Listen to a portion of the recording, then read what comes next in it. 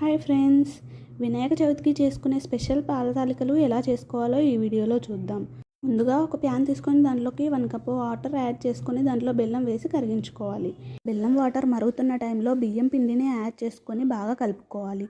ఉండలు లేకుండా మెత్తగా కలుపుకొని దాన్ని పక్కన పెట్టుకొని చల్లార్చుకోవాలి. తర్వాత మరొక ప్యాన్ తీసుకొని 1 కప్పు బెల్లం వేసి దాంట్లోకి కొద్దిగా వాటర్ యాడ్ చేసుకొని బెల్లం కరిగేంత వరకు కలుపుకోవాలి.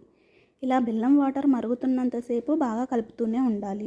బెల్లం పాకం చిక్కబడ్డ తర్వాత తీసి పక్కన పెట్టుకోవాలి.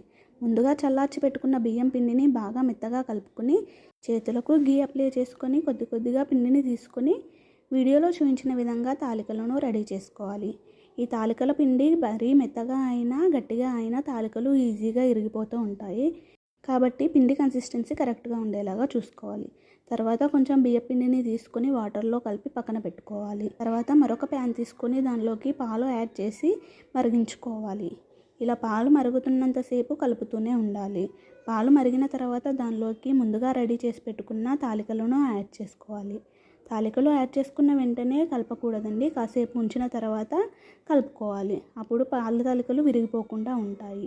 ఇలా పాల తాలికలు యాడ్ చేసిన తర్వాత పాలు మరుగుతున్న టైంలో ముందుగా కలిపి పెట్టుకున్న బియ్యం పిండి వాటర్ను పాల తాలికల్లోకి యాడ్ చేసుకోవాలి. ఇది యాడ్ చేసుకోవడం వల్ల పాల తాలికలు తిక్కుగా వస్తాయి. తర్వాత దీనిలోకి కొద్దిగా ఇలాచీ పౌడర్ యాడ్ చేసుకొని కలుపుతూ ఉండాలి.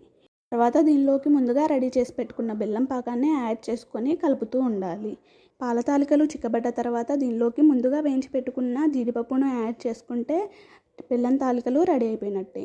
చూసారు కదా టేస్టీ పాల తాలికలు ఎలా చేసుకోవాలో. ఈ వీడియో మీకు నచ్చినట్లయితే లైక్ చేయండి.